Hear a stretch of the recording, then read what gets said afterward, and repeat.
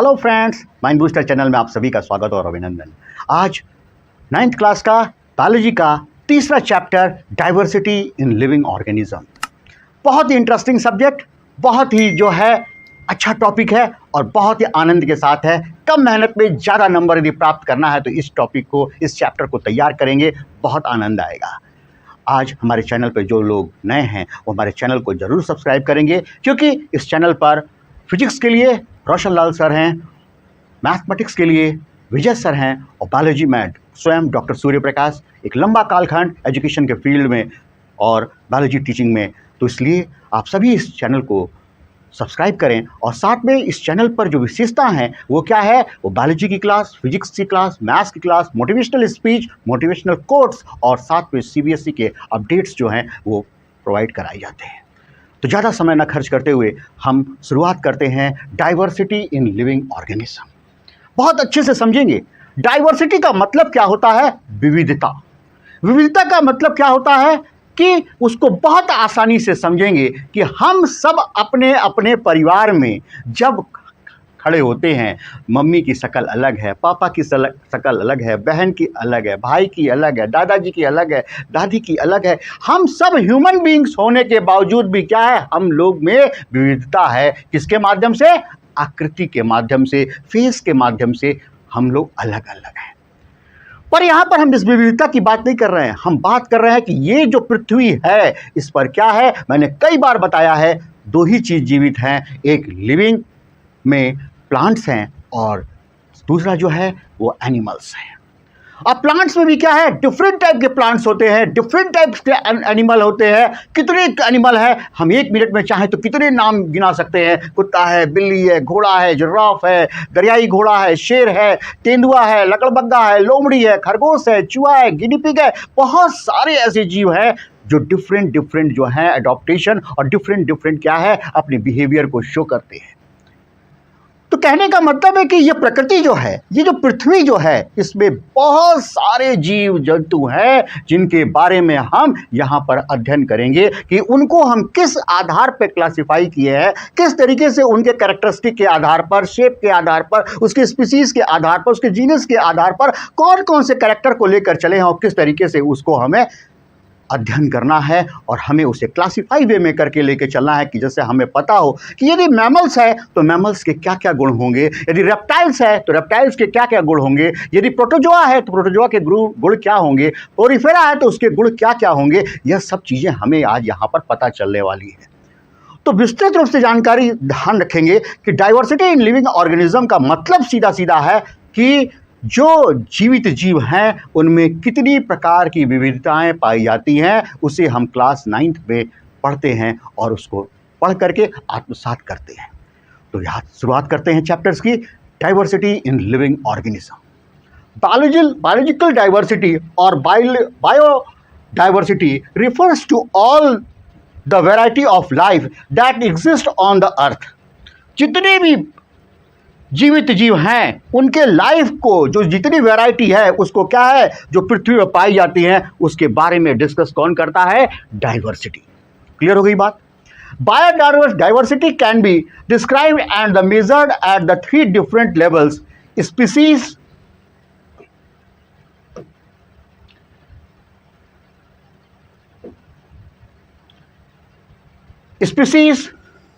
Genetic and ecosystem diversity. Species diversity refers to the number of different species in an ecosystem on an earth as whole. बहुत clear cut बात समझेंगे कि यहाँ पर क्या है कि जो बायोडाइवर्सिटी है उसको 3 डिफरेंट लेवल से उसको हम डिस्क्राइब कर सकते हैं। एक स्पीसीज के आधार पर, एक जेनेटिक्स के आधार पर और इकोसिस्टम डाइवर्सिटी के आधार पर हम इसको पूरा का पूरा जो है डिफरेंशिएट कर सकते हैं, इसके बारे में जानकारी दे सकते हैं, इसके बारे में हम बता सकते हैं कि कौन सी स्पीसीज कहाँ है, उसका क्या है, किस रीजन में पाया जाता है, उसमें क्या क्या एडॉप्टेशन पाए जाते हैं, उसमें क्या क्या विशेषताएं हो जाती है। यह चीज़ें जो है जानकारी हमें मिलती है किसके माध्यम से, बायोडाइवर्सिटी के माध्यम से। अब इस बायोडाइवर्सिटी को बहुत भली भांति से समझने के लिए हमें पहले एक पूरा डायग्रामेटिक रिप्रेजेंटेशन समझना पड़ेगा, उसको हम आपको समझा रहे हैं, जिसको समझना बहुत ही जरूरी है। तो ये ध्यान रखेंगे। अब ये देखेंगे कि किस तरीके से पूरे संसार के सारे जीव जंतु इस ग्राफ में समाहित हैं, चाहे पेड़ पौधे होंगे, चाहे जीव जंतु होंगे, सब कुछ इस डायग्रामेटिक रिप्रेजेंटेशन में समाहित है। कैसे है, इसको सीखिए। पहला क्या है, ऑर्गेनिज्म। ऑर्गेनिज्म को क्या है, दो भागों में तोड़ा गया। मैंने अभी सेल आपको पढ़ाया था, प्रोकैरियोट और यूकैरियोट्स। प्रोकैरियोट का मतलब क्या होता है, प्रारंभिक जीव, जहां से जीवन प्रारंभ हुआ, बहुत प्रिमिटिव स्टेज की जो सेल्स होती है उनको प्रोकैरियोटिक कहते हैं। उस प्रोकैरियोटिक का नाम जो है उसमें क्या दे दिया गया, मोनेरा दे दिया गया। क्या दे दिया गया, मोनेरा। ठीक है ना, याद रखेंगे। जो मोनेरा है वो क्या, प्रोकैरियोट्स के अंतर्गत आता है। अब क्या है, यूकैरियोट्स में क्या है, दो तरीके के डिवीजन आपको मैंने बताया सेल के समय में, दो टाइप से होते हैं। पहला क्या होता है, यूनिसेलुलर, दूसरा क्या होता है, मल्टीसेलुलर। जो क्या होगा, यूकैरियोट यूनिसेलुलर होंगे, उसको हम क्या बोलते हैं, प्रोटिस्टा बोलते हैं। क्या बोलते हैं, प्रोटिस्टा बोलते हैं। क्लियर हो गई बात, ध्यान रहेगा। जो यूकैरियोट यूनिसेलुलर होगा और क्या होगा, वो यूकैरियोट है, तो उसको हम क्या बोलेंगे, प्रोटिस्टा के ग्रुप में हम उसको रखेंगे, समायोजित करेंगे। मल्टीसेलुलर ऑर्गेनिज्म है तो उसमें क्या है, विथ सेल वॉल यदि कोई है तो ये हो गया, और विदाउट सेल वॉल है तो ये हो गया। विथ सेल वॉल है तो खूब पढ़ाया मैंने आपको टिश्यू के तहत सेल में कि जो प्लांट सेल होती है उसमें सेल वॉल पाया जाता है। जितने प्रकृति में, जितने नेचर में प्लांट सेल है उसके अंदर सेल वॉल पाया जाएगा। एनिमल सेल में सेल वॉल नहीं पाया जाता है। ये बात क्लियर कट दिमाग में बैठा के रखनी है। क्लियर हो गई बात। तो क्या हो गया, जो विथ सेल वॉल है इसका मतलब ये क्या है, हम आपको एग्जाम्पल है, प्लांट है ये। ठीक है, प्लांट है। और जो विदाउट है वो क्या है, वो एनिमल है। क्या है, एनिमल है। अब क्या हुआ, अब इस सेल वॉल में जो विथ सेल वॉल है उसमें क्या है, डू नॉट परफॉर्म फोटोसिंथेसिस। जो पौधे फोटोसिंथेसिस की प्रक्रिया नहीं करते हैं, मतलब वो ग्रीन कलर के नहीं हैं, तो उनको किस में रखा गया, फंजाई में रखा गया। क्लियर हो गई बात, फंजाई में रखा गया। और जो ग्रीन कलर में है, जो फोटोसिंथेसिस करते हैं, उनको किस में रखा गया, प्लांटेई में रखा गया। वो प्लांटेई जो है उसमें देखा गया है।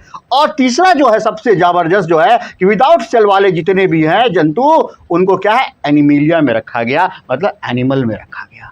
तो this is called 5 kingdom of classification. ये क्या है, 5 किंगडम ऑफ क्लासिफिकेशन है। बहुत अच्छे से याद रखेंगे एकदम। जिसके दिमाग में ये कॉन्सेप्ट बैठ गया वो कभी भी डाइवर्सिटी ऑफ लिविंग ऑर्गेनिज्म को भूल ही नहीं सकता है। इस डाइवर्सिटी को ध्यान रखेगा कि इन लिविंग ऑर्गेनिज्म कैसे होती है। Prokaryote, eukaryote. प्रोकैरियोट में क्या हो गया, मोनेरा हो गया।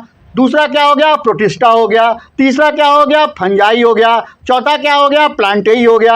और पांचवा क्या हो गया, एनिमिलिया हो गया। तो इस तरीके से क्या है, 5 किंगडम जो है क्लासिफिकेशन, इसको हम अच्छे से याद रखेंगे और दिमाग में रखेंगे कि डॉक्टर सूर्य प्रकाश ने जो चीज़ समझाई है वो इस तरीके से इसका लेवल चलता है। इस तरीके से क्या है, डाइवर्सिटी को क्या है, हम समराइज करते हैं डायग्रामेटिक वे में। क्लियर हो गई बात, समझ में आ गया। कमेंट सेक्शन में जरूर बताते जाइएगा प्लीज। देखते सब लोग शांत बैठे रहते हैं, ऐसे थोड़ी ना कि कोई मुरारी बापू की कथा चल रही है और आप शांति से बैठे हुए हैं। अरे कुछ रिस्पॉन्स दो, यस सर, हाँ सर, बढ़िया सर, कुछ नहीं समझ में आ रहा तो पूछो, लेकिन कमेंट सेक्शन में जरूर देते चले जाओ। याद रखो, कमेंट सेक्शन में आप जितना कमेंट करोगे वो हमारे लिए प्लस पॉइंट होता है। यूट्यूब देखता है कि इस टीचर पर इतने कमेंट्स आ रहे हैं, इसका मतलब ये टीचर बहुत अच्छा पढ़ाता है। तो क्या करेगा, मेरी वीडियो को अन्य बच्चों के पास भेजेगा, अन्य बच्चे भी देखेंगे, हमारी वीडियोस की जो है व्यूज बढ़ेगी। बस इतनी सी आपसे अपेक्षा है कि हमारे चैनल को जरूर सब्सक्राइब कीजिएगा, लाइक कीजिएगा और कमेंट्स जरूर दीजिएगा। ठीक है, ध्यान रहे। नेक्स्ट है, our planet is gifted with the numerous living organism which vary in their size, shape, habitat, nutrition and reproduction.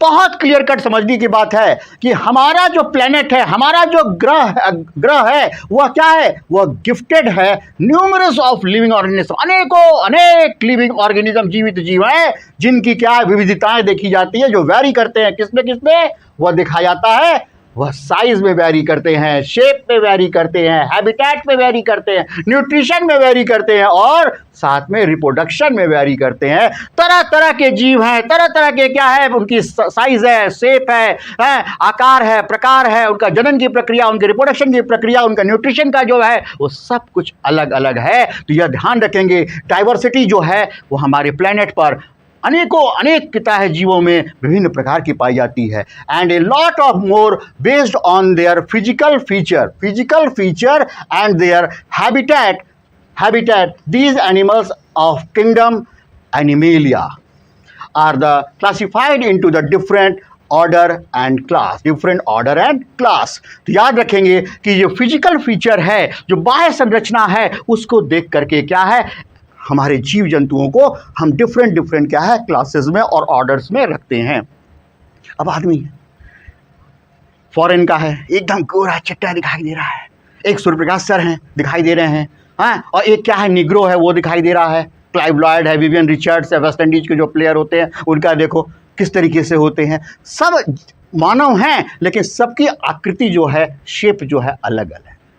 Doctor Suryaprakash 5 foot 8 inch के हैं, और वही क्लाइव लॉयड और विवियन रिचर्ड जो हैं वो 6 फुट 2 इंच के हैं, लंबे चौड़े हैं। जो क्या है, इंग्लैंड के जो खिलाड़ी हैं वो और भी लंबे तगड़े हैं। तो उनकी जो विविधता है, उनका जो कंडीशन है, उनका एटमॉस्फेयर जो उनका एडॉप्टेशन वो अलग तरीके का है, उनके इन्वायरमेंट का असर है जो इस तरीके से उनके बॉडी जो है वो डेवलप होते हैं। और बहुत कुछ डेवलप होने में जेनेटिकल रोल जो है बहुत इंपॉर्टेंट रोल प्ले करता है, इस बात को ध्यान में रखना चाहिए।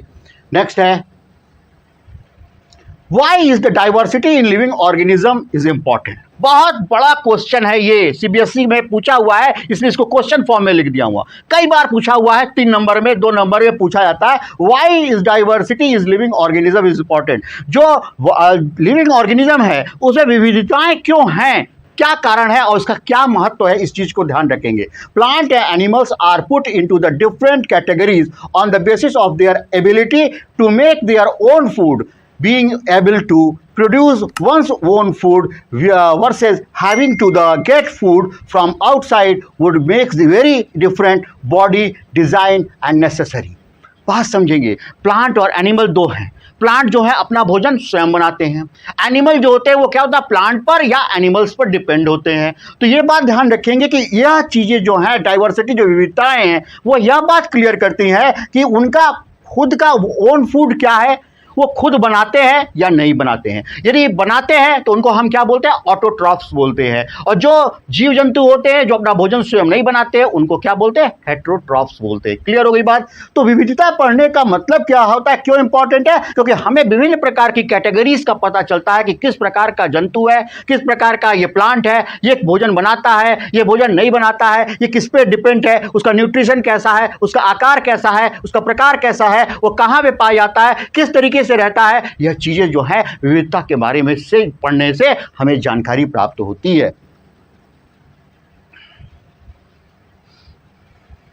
नेक्स्ट है, why do we classify organisms. ये भी बहुत इंपॉर्टेंट क्वेश्चन है, 2 नंबर में पूछा हुआ है सीबीएसई में। ध्यान रखेंगे कि हमें क्लासिफिकेशन करने से क्या फायदा होता है। अब सपोज करो कि कोई मेडिकल शॉप पे आप जाओ, आप बोलो कि हमको डाइक्लोफेन दे दो, दर्द की दवा दे दो, तो क्या होगा, मेडिकल वाला जाएगा, डब्बा निकालेगा और आपको दे देगा। फिर आप सोचोगे मुझे जुकाम की दे दो, तो जुकाम की दवा जो होगा वो निकालेगा, वो दे देगा। बुखार की दवा दे दो, तो बुखार की दवा जो निकालेगा वो दे देगा वो, क्योंकि उसकी जो दवाएं हैं वो क्लासिफाइड वे में लगी हुई। मान लो यदि क्या पूरा बंच एक टोकरी में सारी दवाएं रखी रहें और तुम जाओ और जा करके बोलो कि हमें डाइक्लोफेन दे दो, हमें बुखार की दवा दे दो, हमें जुकाम के, तो क्या होगा, सब खोजने लगेगा। जब खोजेगा तो क्या होगा, कितना समय खर्च होगा और उसको मिलेगा भी कि नहीं मिलेगा, यह भी भगवान मालिक है। तो याद रखेंगे इस प्लेनेट पर बहुत सारे अनेक जो हैं जीव जंतु हैं, पेड़ पौधे हैं, पक्षी हैं, एक्वाटिक एनिमल्स हैं, टेरेस्ट्रियल एनिमल्स हैं, तरह तरह के हैं। यदि हम इनको क्लासीफाई करते हैं तो हमें उनको पढ़ने में, समझने में, उनके बारे में जानने में और उनके से परिचित होने में हमें बहुत सुगमता होती है, बहुत अच्छे से हम उसको समझते हैं। जैसे मान लो अब क्या हुआ, हम कह रहे हैं why do we classify the organism. Organism की बात आ गई, किसी जीव को हम कैसे क्यों हम क्लासिफाई करते हैं, किसी प्लांट को हम क्यों क्लासिफाई करते हैं। अब सपोज करो अब इस समय आम का सीजन चल रहा है, हम उसको आम कह रहे हैं, कहीं उसको आम्र बोला जाता है, कहीं क्या है मैंगो बोला जाता है, कहीं क्या होता है टिकोरा बोला जाता है, कहीं कुछ और बोला जाता है। तो इसलिए क्या हुआ, कहीं पर भी विश्व में जाएंगे और यदि आप बोलेंगे मैंजीफेरा इंडिका, मैंजीफेरा इंडिका जैसे ही आप बोलेंगे उसका साइंटिफिक नेम, हर कोई समझेगा कि यह बंदा जो है आम मांग रहा है। बात समझ में आ रही है मेरी बात, कि हम जाकर वहां पे मान लो इंग्लैंड में हैं, हम आम आम कह रहे हैं, कुछ समझे में मैंगो मैंगो कह रहे हैं, नहीं समझ में आ रहा है, हम चले गए कहीं केप टाउन चले, कहीं और भी चले गए देश में चले गए जहां इंग्लिश नहीं चलती है, हाँ स्पेनिश चलती है, कोई और लैंग्वेज है, वहां जाके मैंगो बोल रहे नहीं समझेगा। लेकिन जैसे ही आप बोलेंगे मैंजीफेरा इंडिका तो ऐसे ही वो समझ जाएगा कि आम है। तो जब हम किसी पौधे को, किसी जीव जंतु को क्लासिफाई करते हैं, उसका biological name, zoological name, botanical name लगाते हैं, उससे क्या होता है, चीज़ें वही पता चलती हैं जो कि हमें सीखनी होती है, हमें जाननी होती है। और हर बच्चा, पूरे विश्व का बच्चा जो होगा आम को मैंजीफेरा इंडिका ही बोलेगा। क्लियर हो गई बात, दिमाग में रहेगा। तो क्लासिफिकेशन इसलिए ज़रूरी है कि हम किसी भी जीव जंतु, पेड़ पौधे के बारे में विस्तृत जानकारी कर सकें और उसके बारे में सीख सकें, उसके बारे में जान सकें।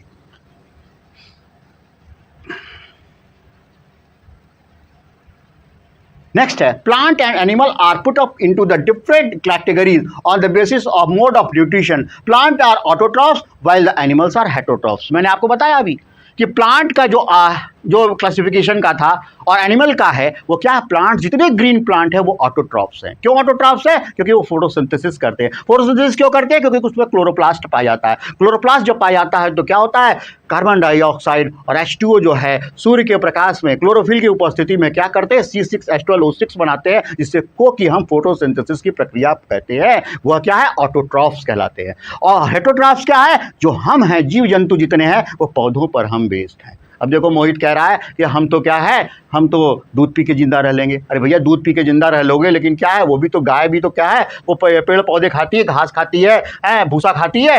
तो कुल मिलाकर कहने का मतलब क्या है कि हम जितने हैं एनिमल वो हेटरोट्रॉफ्स होते हैं और जो ग्रीन प्लांट होते हैं वो ऑटोट्रॉफ्स होते हैं। अब देखिए कि जो हम प्लांट्स को डिफाइन करते हैं वो किस तरीके से करते हैं, ये ध्यान रखेंगे। किंगडम, कैसे किसको वर्गीकृत करते हैं, kingdom, phylum, class, order, family, genus, species. इस क्रम में जब हम लेके चलते हैं तो क्या होता है, हर क्लासिफिकेशन पूर्ण होता है और वो हमारे दिमाग में बना रहता है। तो याद रखेंगे किसी भी प्लांट का, किसी भी एनिमल का, यदि एनिमल का है तो हम उसको इस तरीके से क्लासिफाई करते हैं।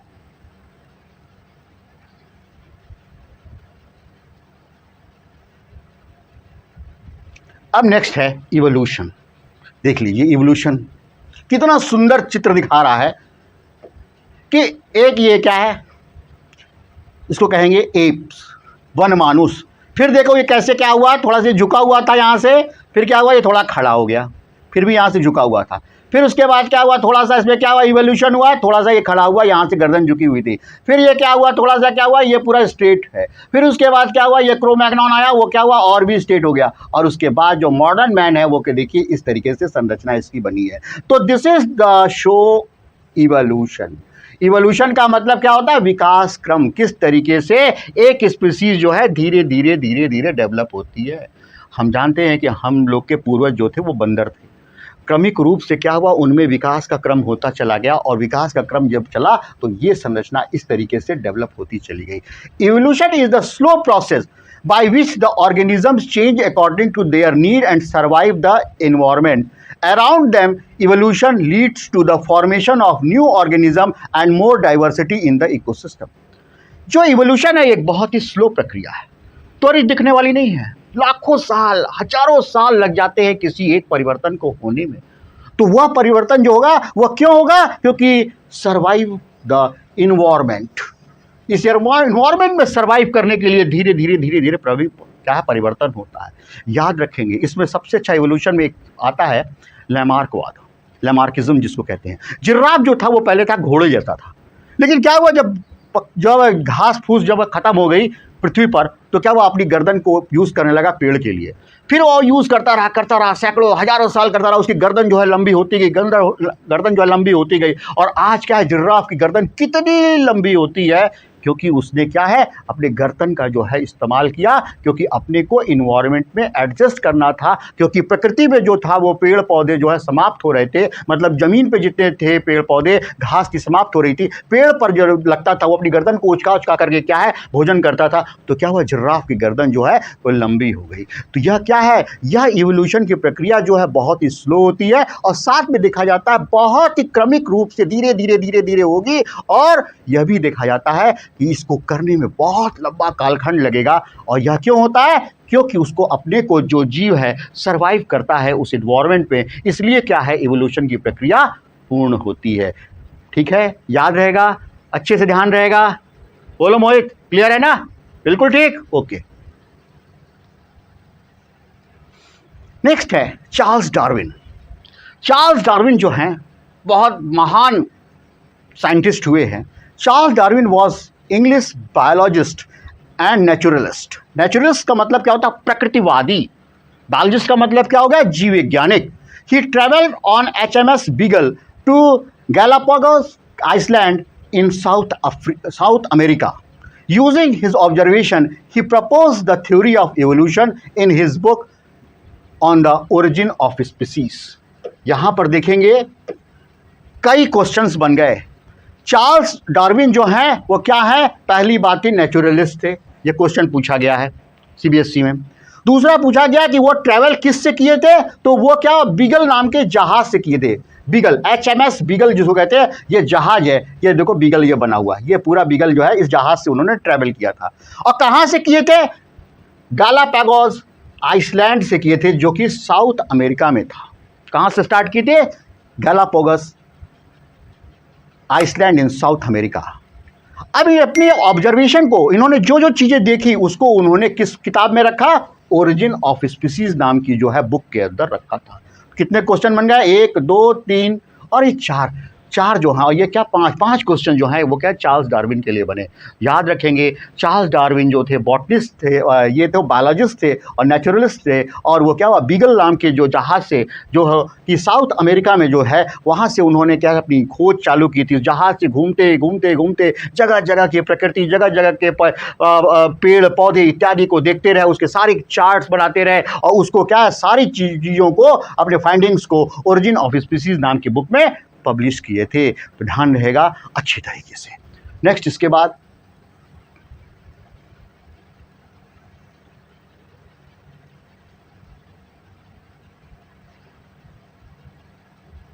टैक्सोनॉमी। टैक्सोनॉमी क्या है, टैक्सोनॉमी क्या है, टैक्सोनॉमिकल हेरेचरी किसको कहते हैं, हेरेचरी ऑफ द क्लासिफिकेशन किसे है, वो ध्यान रखेंगे। Organism are arranged into the group levels according to their similarities. जब कोई जंतु जो है वो क्या है, सिमिलरिटी के आधार पर क्या है एक जगह एक क्लासिफाई किया जाता है। जैसे हम सब क्या है, मानव मानव मानव हैं, तो क्या हुआ, एक जगह हमने कर दिया। हम कोई बंदर है तो उसको बंदरों को एक जगह कर दिया। एप है, बनमानुस है तो बनमानुसों को एक जगह कर दिया। इस तरीके से कुत्ते की प्रजाति है तो कुत्ते की प्रजाति क्या है, देसी कुत्ते की प्रजाति एक हो गई, एल्सीशियन की प्रजाति एक हो गई, हाँ डाबरमैन की प्रजाति एक जैसी हो गई। तो groups level according to their similarities. ये बात ध्यान रखने की है बहुत अच्छे से कि जो सिमिलैरिटीज़ के आधार पर जो होगा वो किस तरीके से हम देखते हैं कि उसको रखा जाता है, क्लासिफाई किया जाता है। As we go up the hierarchy the organism have the lesser similarity. जब हम क्या है उसके पूरे पीछे के वंशाक्रम को देखते हैं तो क्या होता है, उस ऑर्गेनिज्म की लेसर सिमिलरिटीज़ को भी हम ध्यान रखते हैं कि कैसे कैसे वो लेस हो रहा है। अब यहाँ पर देख रहे हैं हेरेचरी ऑफ द बायोलॉजिकल क्लासिफिकेशन। पहले क्या है, किंगडम, पहले क्या है किंगडम, फिर उसका phylum, class, order, family, genus, species. ये क्रम है किसका, हेरेचरी ऑफ द बायोलॉजिकल क्लासिफिकेशन का। तो टैक्सोनॉमी जो है साइंस की वह ब्रांच है जिसमें कि किसी भी जंतु को, किसी भी प्लांट को हम उसके कैरेक्टर के आधार पर, उसके सिमिलरिटीज़ के आधार पर छोटे छोटे ग्रुप में या किसी भी ऐसे क्लासिफाइड ग्रुप में उसको कैरेक्टर के आधार पर रखते हैं। तो यह क्या कहलाता है, टैक्सोनॉमी कहलाता है, वर्गीकरण कहलाता है हिंदी में। यह बात ध्यान रखना है, उसको सीखना है। नेक्स्ट है Kingdom. A kingdom is the highest level of classification which consists of a number of phyla or division in case of the plant with the similar characteristic. जो सबसे बड़ी इकाई है यदि किसी भी किता क्लासिफिकेशन की, वो क्या है? किंगडम है। तो किंगडम में क्या हुआ? एनिमिलिया। एनिमिलिया का मतलब क्या हुआ? ये सब जंतु हैं। किंगडम में आ गया प्लांटेई, इसका मतलब सब प्लांट है, जितने हैं वो प्लांट है। Kingdom, A kingdom is the highest level of the classification. बात समझ में आ रही ना? प्लांट है, एनिमल। मैंने आपको बताया था कि जो प्रकृति में दो ही चीज जीवित है, पेड़ पौधे, जीव जंतु। तो यदि जीव जंतु हैं तो एनिमिलिया कह देंगे, प्लांट है, पेड़ पौधे हैं, तो प्लांटेई बोल देंगे। ये ध्यान रखेंगे। Of the number of phyla division in case of the plant which is the similar characteristic, जो समान जो ये कैरेक्टर होंगे उसके आधार पे करेंगे तो वो क्या? किंगडम के अंतर्गत। नेक्स्ट उसके बाद जो डिवीजन आता है वो क्या? फाइलम है। क्या है? फाइलम है। Phylum, phylum division is a level of classification which consist of the number of classes with the similar characteristics. मतलब जो फाइलम होगा उसके अंदर कई क्लासेस होंगे, उस क्लासेस में क्या होगा? एक कैरेक्टर्स बन जाएगा कि हाँ इसका ये कैरेक्टर है, ये इस क्लास का है, इसमें ये गुण पाए जाते हैं, इसमें ये गुण पाए जाते हैं। ये क्या होगा? क्लास। जैसे क्या वाला एनिमल है, आकर के क्या क्लास हुआ? इंसेक्टा। अब इंसेक्टा का मतलब क्या होगा? कि इसके ये इंसेक्ट हैं। इंसेक्ट है तो इसका मतलब इनके पास पंख होगा उड़ने के लिए, चलने के लिए, और ये क्या? आर्थ्रोपोड्स के ग्रुप में होंगे और इनके जॉइंट अपेंडेजेस होंगे। इस तरीके की चीज़ें जो होंगी वो क्लासेस के आधार पर, फाइलम और डिवीजन के आधार पर, कैरेक्टर के मान, सिमिलर कैरेक्टरिस्टिक फीचर जो होंगे उसके आधार पर क्या है? फाइलम और डिवीजन में रखते हैं। क्लियर हो गई बात? ध्यान रखेंगे। अब यहाँ पे देख रहे हैं बायोलॉजिकल क्लासिफिकेशन है, यहाँ पर दिखा रहा है you bacteria, unicellular prokaryote, archaebacteria, ये भी प्रोकैरियोट है। उसके बाद क्या है? आपका यूनिसेलुलर है, जो है वो क्या है? प्रोटिस्टा है। प्रोटिस्टा के अंतर्गत क्या? प्लांटेई है, एनिमिलिया है और फंजाई है। तीन जो है ये बने हुए हैं। तो ये स्ट्रक्चर जो है पूरा आपका बायोलॉजिकल सिस्टम को, बायोलॉजिकल क्लासिफिकेशन को दिखा रहा है। इसी तरीके से आप देख रहे हैं कि डाइवर्सिटी के आधार पर यहाँ देख रहे हैं कि बटरफ्लाई है, किस तरीके से ये फिशेज हैं, ये कैटरपिलर्स हैं, ये फिश है, ये क्या? सीपी है, हाँ, और ये क्या? आर्चिमोन है, ठीक है, ये स्टार फिश है, और ये क्या? टाइगर है। ये डिफरेंट जीव जंतु जो हैं हमें विविधता को शो करते हैं कि इस भारत देश या कहीं पृथ्वी पर कितने प्रकार के जीव हैं। आप अनगिनत इसको कह सकते हैं, इसकी काउंटिंग नहीं है। हर कोई, कभी कभी दुर्लभ जीव निकल आते तो भी वो क्या है? न्यूज़ बनती है। तो इस चीज़ को ध्यान रखेंगे कि डिफरेंट प्लांट्स होते हैं, डिफरेंट एनिमल्स होते हैं, उनके डिफरेंट कैरेक्टरिस्टिक होते हैं, उनके एडॉप्टेशन अलग होते हैं, उनकी पहचान अलग होती है, उनके कैरेक्टरिस्टिक अलग होते हैं। उनके कैरेक्टरिस्टिक के आधार पर किंगडम, फाइलम, डिवीजन इत्यादि में रखते हैं। नेक्स्ट इसके आगे चलेंगे, क्लास। अब क्या हुआ? फाइलम के बाद क्या? Class. A class is the level of classification which consist of A number of orders with the similar characteristic. यदि समान तरीके की कैरेक्टरिस्टिक है तो उसको क्या करेंगे? एक क्लास के अंतर्गत रखेंगे। अब मान लिया कुत्ता है, कुत्ते की प्रजाति जो है वो देसी कुत्ते की है, तो उसके क्या? उसका जो क्लास होगा वो क्या? एक ही तरीके के कुत्ते हैं। पामेरियन है, बहुत बाल वाले हैं कुत्ते, तो उनको क्या? उसको एक क्लास उसके अंदर रखेंगे। इस तरीके से क्या? फिर ऑर्डर है। An order is the level of the classification which consist of the number of families with the similar characters. मतलब क्या? जो ऑर्डर है उसके अंदर नंबर ऑफ द क्या होगा? फैमिलीज आएंगे। नंबर ऑफ फैमिलीज का मतलब क्या हो गया? ये ध्यान रखेंगे। नंबर ऑफ फैमिलीज के अंदर क्या है? ये देख रहे हैं, नंबर ऑफ फैमिलीज है,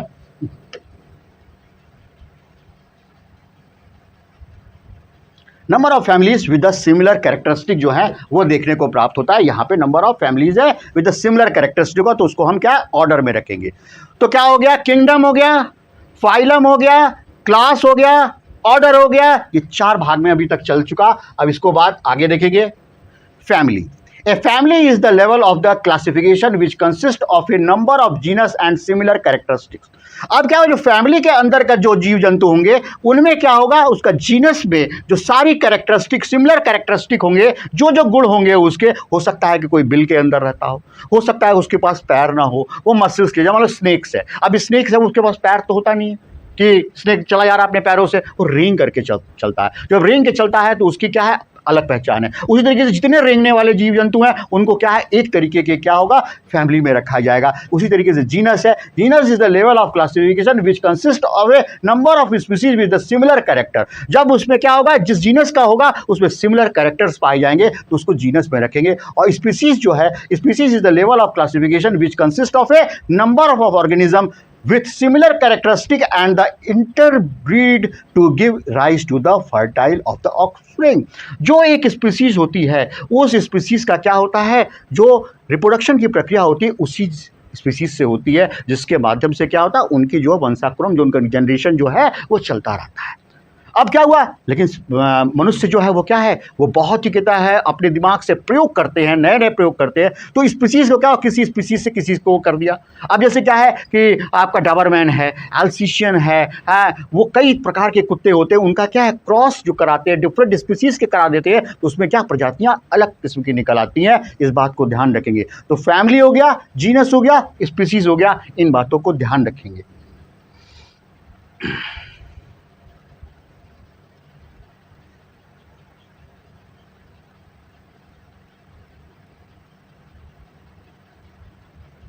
अब देखेंगे इस स्ट्रक्चर को सिखाया है, life, domain, kingdom, phylum, class, order, family, genus, species. किसी भी जंतु का जो होगा वो इसी तरीके से उसको हम क्लासिफाई करते हैं। कैसे करते हैं, life, domain, kingdom, phylum, class, order, family, genus, species. इस क्रम में ये चलता है। इस चित्र का स्क्रीनशॉट ले लीजिएगा, आपको बहुत अच्छा लगेगा और ध्यान रहे, ठीक है ना। नेक्स्ट है नॉमेनक्लेचर।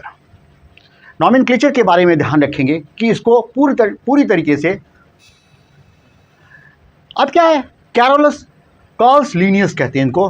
जो कैरोलस लिनियस है is a Swedish botanist and physician who is the also called father of taxonomy.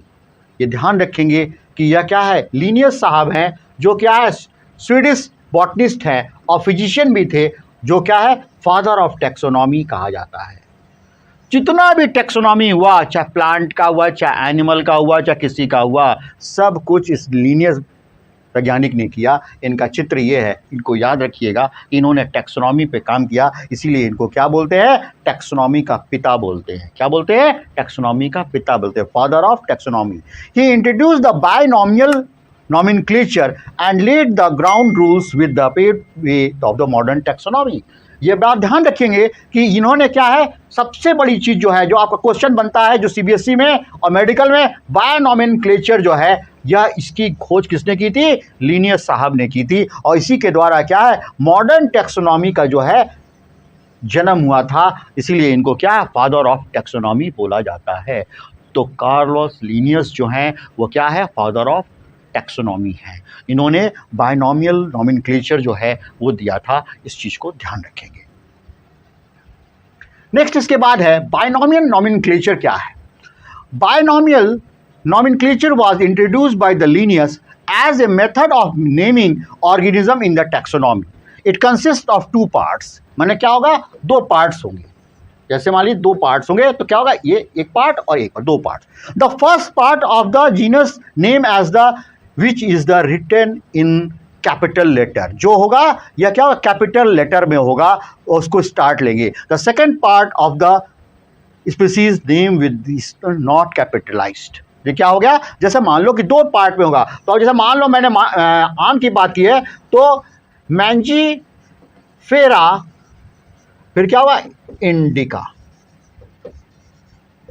ये क्या हुआ, ये दो पार्ट में है, बायनॉमियल क्लेचर कहते हैं इसको। ये लिनियस साहब ने दिया था कि दो पार्ट में होगा, मैंजीफेरा इंडिका में जो फर्स्ट पार्ट होगा वो कैपिटल लेटर से स्टार्ट होगा और सेकंड जो होगा वो क्या होगा, स्मॉल लेटर से होगा। यह बात ध्यान रखेंगे कि यह बायनॉमियल क्लेचर का है। और नेक्स्ट उसके बाद है 5 किंगडम ऑफ क्लासिफिकेशन, जो मैंने पहले ही आपको बताया था। विटाकर ने, जो आर.एच. विटाकर ने जो थे, जो साइंटिस्ट, उन्होंने क्या है, इसको पूरा का पूरा डिटेल जो है 5 किंगडम क्लासिफिकेशन दिया था। कि कैसे दिया था, 5 kingdom classification is most accepted system of the classification by given by R H. Whittaker. ये ध्यान रखेंगे, this classification solve the most of the issue in the taxonomy related to the placement of the bacteria and fungi. इसने क्या है, सारी की सारी गुत्थियां जो थी, जो समस्याएं थी, इस क्लासिफिकेशन ने जो है इसको सॉल्व कर दिया था। किस क्लासिफिकेशन के द्वारा? 5 किंगडम क्लासिफिकेशन के द्वारा। जो मैंने आपको सबसे पहला जो क्या है डायग्रामेटिक रिप्रेजेंटेशन सिखाया था, वही था 5 किंगडम ऑफ क्लासिफिकेशन। तो 5 किंगडम में क्लासिफिकेशन में कौन है, तो अब क्या है, उसको आप दोबारा से इसकी पुनरावृत्ति कीजिए, रिवीजन कीजिए। जो मोनेरा था वो क्या थे, वो थे प्रोकैरियोट्स। क्या थे? प्रोकैरियोट्स थे। ठीक है। प्रोटिस्टा क्या था, वो क्या था, यूकैरियोट यूनिसेलुलर थे। क्या थे? यूनिसेलुलर थे। क्लियर हो गई बात? फिर उसके बाद फंजाई था, प्लांटेई था, एनिमिलिया था। इस तरीके से क्या है, 5 थे, 1 2 3 4 और 5। तो याद रखेंगे मोनेरा जो है वो जो है जितने प्रोकैरियोट्स होते हैं वो क्या होता है, मोनेरा में जाते हैं। जितने कहता है यूकैरियोट के क्या है, यूनिसेलुलर जो होंगे, एक सेल के होंगे, वो क्या हो जाएगा, प्रोटिस्टा में जाएंगे। और उसके बाद क्या होगा, जो मल्टी सेलुलर में होंगे वो क्या होगा, जो एक क्लोरोफिलस होंगे, जिनमें भोजन बनाने की क्षमता नहीं होगी, एक क्लोरोफिलस होंगे, वो क्या होगा, फंजाई में जाएंगे। और जिनके पास क्लोरोफिल होगा, जो अपना भोजन स्वयं बनाएंगे, ऑटोट्रॉफ्स होंगे, वो क्या होगा, वो प्लांटेई के अंदर जाएंगे। और जो क्या होगा, अपना भोजन स्वयं नहीं बनाते हैं, जो पौधों पे आधारित होते हैं या जंतुओं पे आधारित होते हैं, उनको एनिमिलिया कहते हैं, जो हम लोग हैं। तो इस तरीके से क्या है, विटाकर ने जो है वो 5 किंगडम ऑफ क्लासिफिकेशन दिया था, इसको याद रखेंगे। अब यहां पे देखिएगा, किंगडम है, पहला क्या हो गया, एनिमिलिया, दूसरा क्या, प्लांट्स, तीसरा फंजाई, चौथा बैक्टीरिया, और पांचवा क्या है, वो प्रोटिस्टा कर दिया है। तो देखिए एनिमल्स के अंतर्गत क्या है, बर्ड्स दिखा रहा है, फ्रॉग दिखा रहा है, और क्या है, एलिफेंट दिखा रहा है। प्लांट में क्या, सूरजमुखी का पौधा दिखा रहा है, ये टेरोफाइट्स दिखा रहा है। फंजाई में क्या, मशरूम दिखा रहा है, और डिफरेंट बैक्टीरिया में आर्की बैक्टीरिया, और बहुत सारी बैक्टीरिया दिखाई दे रहे हैं। और प्रोटिस्टा के अंदर क्या है, विभिन्न प्रकार के जो है, जो प्रोटिस्ट हैं, जो है जैसे क्या है आपका यूग्लिना है और क्लाइडोमोनास है, ये सब चीज़ें जो है वो क्या, वो प्रोटिस्टा के अंतर्गत जो है वो दिखाई दे रहे हैं। तो कहने का मतलब क्या हुआ कि यह जो 5 किंगडम ऑफ क्लासिफिकेशन है, this is the most important classification which one is given by the R.H. Whitaker, and R.H. Whitaker divided into 5 parts: Monera, Protista, fungi, plantae, and Animalia. This is called 5 kingdom of classification. तो आज diversity in the living organism में इतना ही।